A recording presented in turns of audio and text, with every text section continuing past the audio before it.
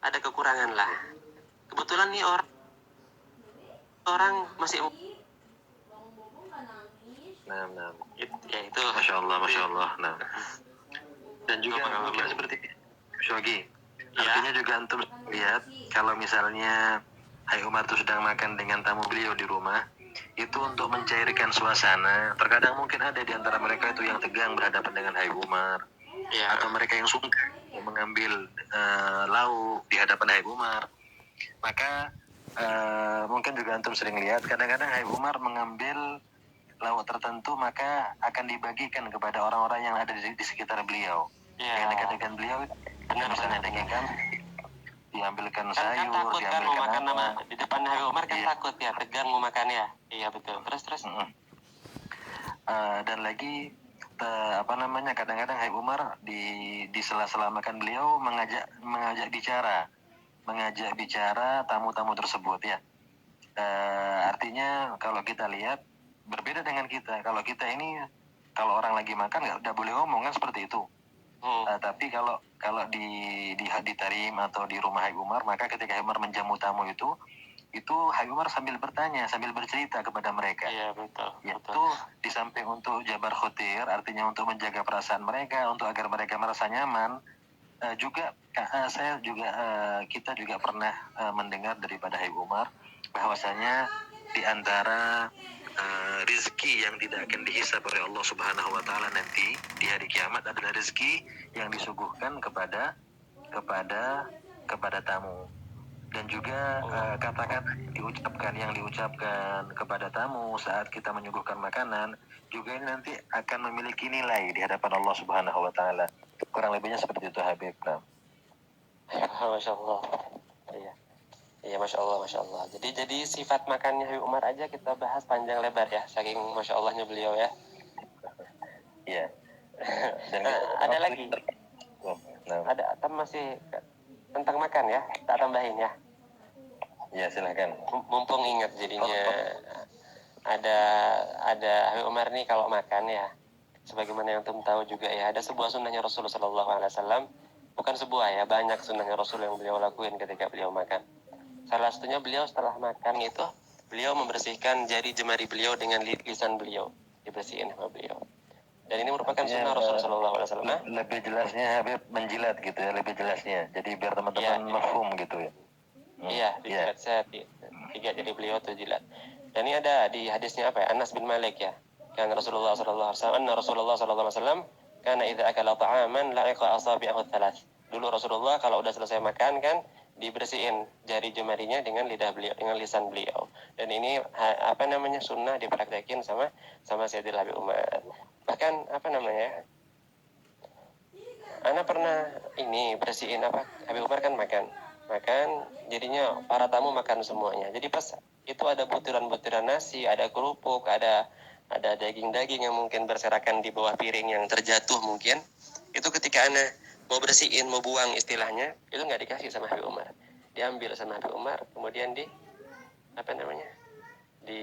ditaruh di piring sama Habib Umar. Jadi begitu. Untuk menghargai daripada nikmat Allah. Untuk menghargai makan. Bahkan pernah Ana ngelihat Habib Umar tuh ada yang terjatuh daripada butiran nasi, diambil butirannya terus dimakan sama Habib Umar. Itu juga ada dalam hadis Nabi Shallallahu Alaihi Wasallam. Ya, apa hadisnya? Lupa.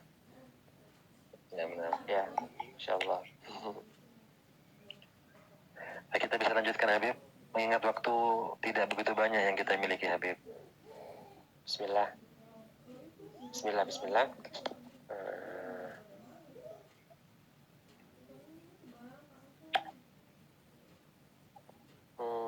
Ada pertanyaan ini.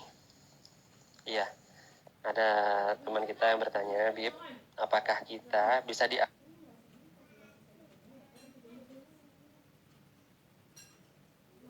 dianggap sebagai murid Habib Umar bin Hafid, santri beliau, jika belajarnya lewat YouTube? Lewat media sosial ya? Lewat media sosial.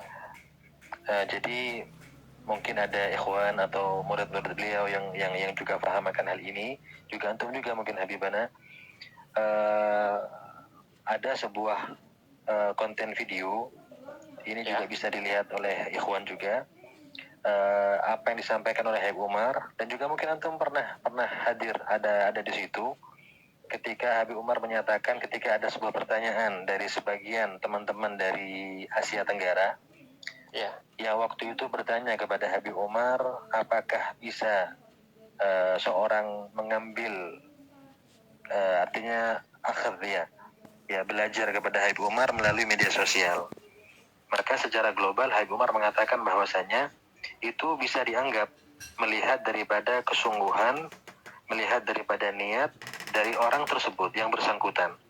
Seandainya orang ini ada di Asia jauh dari kota Tarim, tetapi ketika dia mengikuti pelajaran Habib Umar, mengikuti ceramah Habib Umar, kajian Habib Umar dengan niat yang tulus, dengan semangat yang tinggi, dengan ta'alluq, kata Habib Umar, dengan adanya keterikatan batin, ya kan, dengan kecintaan, maka di situ akan terikat, akan terjalin hubungan antara yang bersangkutan dengan Habib Umar atau dengan guru-guru yang lain. Dan ini pun terjadi di zaman dahulu sebelum ada media sosial seperti sekarang, adanya akhir an murosalah. Jadi ketika satu murid mengambil ilmu atau mengambil sanad daripada gurunya melalui surat menyurat.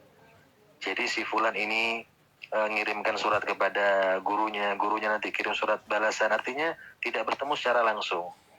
Jadi intinya bagaimana kesiapan kita misalnya atau orang yang bersangkutan untuk mengambil keberkahan ilmu daripada Habib Umar dibarengi dengan rasa ta'alluq, keterikatan batin, dengan mahabbah, dengan cinta, maka itu bisa dianggap akhir mengambil ilmu daripada Habib Umar, walaupun akhir itu tidak seperti ketika berhadapan langsung dengan Habib Umar. Bahkan Habib Umar seringkali mengatakan kam min ba'idin qarib, kata Habib Umar, berapa banyak orang-orang yang jauh jasadnya daripada Habib Umar, tetapi dekat hatinya dekat dengan Habib Umar.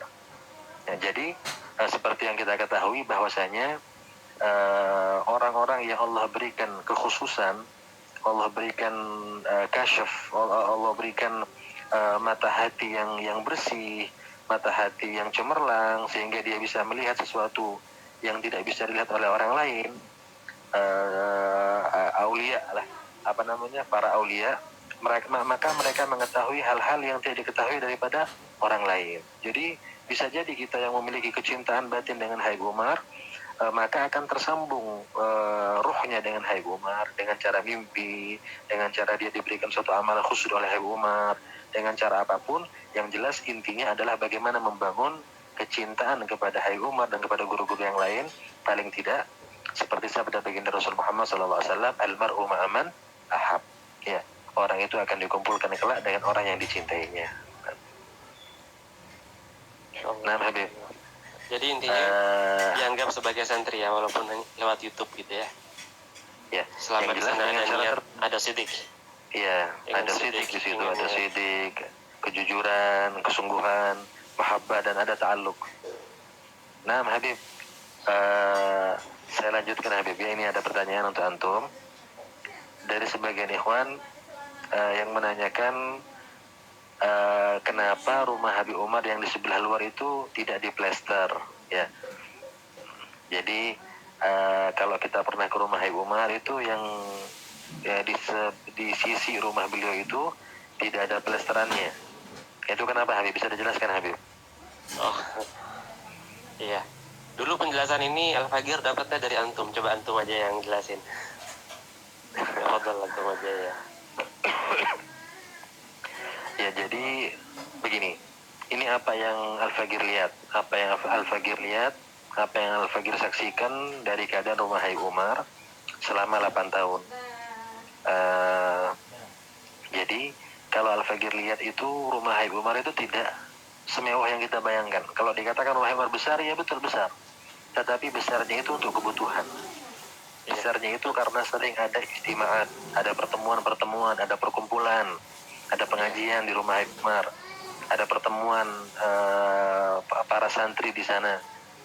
Jadi besarnya rumah Habib Umar itu bukan untuk sekedar megah-megahan, tidak. Bahkan mohon maaf, ini paling tidak memberikan satu pelajaran kepada kita bahwasanya kalau kita masuk rumah Habib Umar, maka kita tidak akan temukan perkakas yang mewah. Maka kita akan temukan rumah Habib Umar hanya ruang tamu, ya, dengan karpet, kemudian dengan sandaran yang khas orang Arab itu kan, tidak Itu ada. pun sandarannya itu apa namanya, sandarannya Habib Umar, bantalannya Habib Umar tuh dari dulu sampai sekarang bahkan sama ya? Sama, sejak saya masuk dari dulu tahun 2009 sampai saya pulang 2017 itu sama. Sampai sekarang. Sampai sekarang. Jadi Padahal paling ya. perkakasnya Habib Umar itu paling lemari. Dan lemarinya itu lemari kitab, isinya kitab. Hanya itu yang ada. Jadi pernah juga saya mendengar ketika ada sebagian daripada orang-orang yang memiliki hubungan dengan Habib Umar ingin memperbagus, mempercantik rumah Habib Umar, maka Umar melihat nggak perlu, kata beliau, artinya mayahtaj, nggak perlu, artinya apa? Habib Umar itu mengerjakan sesuatu ala qadr al-hajah, apa yang menjadi hajat beliau, apa yang menjadi kebutuhan beliau. Nah, Habib, itu bahkan apa namanya, ruang tamunya, ruang pertemuannya beliau itu terkesan biasa-biasa aja ya. Biasa-biasa. Nah. Jadi secara intinya Umar orangnya zuhud ya, orangnya biasa-biasa ya. Orangnya sederhana gitu ya. Umar itu besar ya karena tapi memang sederhana tapi rapi ya. Rapi. Dan juga kalau kita masuk ke rumah Habib Umar, maka kita akan merasakan kelapangan dada kita ini. Dadanya saya lapang gitu. Kita nikmat. Dan saya pernah lihat, ini saya lihat dengan mata saya sendiri ya. Waktu itu Habib Ali Jufri datang ke rumah Habib Umar. Itu waktu itu tidak banyak orang. Jadi orang-orang di sekitar sana kurang menyadari kedatangan Habib Ali Jufri ke kediaman Habib Umar. Maka Habib Ali itu sebelum masuk rumah Habib Umar, maka dia mencium tembok rumah Habib Umar. Allah. Ya, dicium. Dan itu bukan dicium biasa, itu dihirup. Tembok rumah Habib Umar dihirup dengan penuh kerinduan. Ya, maka Al-Faqir teringat dari syairnya Qais kepada Laila. Boleh Al-Faqir sebutkan Habibnya sebentar? Ya. Kata yang ceritanya terkenal, Laila Majnun. Qais itu mengatakan, marartu ala diyari diyara Laila uqabilu dzal jidar wa dzal jidar wa ma hubbu diyar syaghafna qalbi walakin hubbu man sakanat diyar. Jadi kata Majnun ketika mengungkapkan rasa mahabbahnya kepada Laila, dia mengatakan, saya melewati rumahnya Laila, lalu saya ciumi temboknya di sana sini, maka saya tidak ciumi temboknya karena saya cinta kepada tembok rumahnya, tidak, tapi karena saya cinta kepada orang yang tinggal di dalamnya. Begitu dengan Habib Ali Jufri. Jadi mungkin karena kerinduan yang beliau pendam, maka ketika beliau hendak masuk ke rumah, sebelum beliau masuk rumah Habib Umar, maka beliau ciumi tembok rumah Umar dengan penuh kerinduan. Allah, ayo. Nah, Habib. Allah. Itu kapan itu Habib Ali Jufri pas itu sudah lama sekali ya, mungkin sekitar 5 atau 6 tahun yang lalu kurang lebih. Allahu a'lam, mungkin sekitar 6 atau 7 tahun. Saya kurang lebih seperti itu, Habib. Tayyib, marhaba, jazakallah khair. Kita lanjut ya. Ada yang nanya, ini sekalian ada pertanyaan dari teman-teman ya, yang mungkin belum sempat datang ke Tarim. Terus mereka bilang, apa amalan khusus Bib buat dimudahkan kita datang ke Tarim? Nah, jadi ini pengalaman pribadi ya, tidak perlu saya sebutkan namanya. Cuman si Fulan ini sebelum dia berangkat ke Tarim, maka dia sering mengirimi Fatihah kepada Habib Umar. Walaupun Habib Umar belum meninggal, tapi dikirimkan kepada Habib Umar. Nah, itu innamal a'malu binniyat. Jadi dia kirimi Fatihah, dia berusaha membangun hubungan batin dengan Habib Umar. Ini dilakoninya selama beberapa lama, diistiqomahkan. Dan subhanallah, di situ ada tarik ulur dan lain sebagainya, sampai orang itu betul-betul ditakdirkan untuk berangkat ke Tarim dan berjumpa dengan Habib Umar. berjumpa dengan orang yang hampir setiap hari dia kirimi Fatihah pada saat itu. Jadi intinya Habib, intinya wallahu alam, mungkin para guru yang lain atau para murid Umar mungkin lebih paham daripada hal ini. Al-Fagir coba menjawab ala qadri ilmina ya ini. Yang pertama, bangun hubungan batin dengan penghuni tarim. Ya tarim wa ahlaha. Ya, kita kan biasa tuh mendengar ya tarim wa ahlaha. Jadi memang wa ahlaha itu para aulia. Itu zikir atau apa itu? Ada yang nanya kemarin ke DM itu, maksudnya di DM pesan DM itu zikir atau semacam apa? Ya tarimu ahlaha itu gimana maksudnya?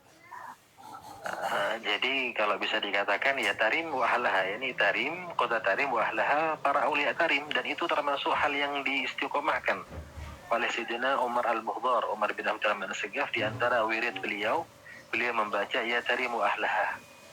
Ya tarimu ahlaha. Itu maksudnya membangun hubungan batin dengan tarim dan dengan para aulia tarim. Ya, satu contoh misalnya bagaimana orang itu ketika dia hendak ingin berangkat ke tarim, dia mudawamahkan untuk mengirimkan Fatihah kepada misalnya Habib Umar, kepada misalnya Habib Salim Asyatiri, kepada para habib yang lain di sana. Yuk bangun hubungan seperti itu. Itu yang pertama. Yang kedua,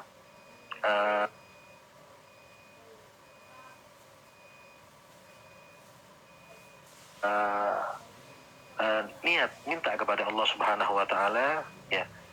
Ud'uni astajib lakum. Artinya Allah taala memerintahkan kita untuk kita berdoa kepada Allah, Allah akan ijabah. Tidak sekarang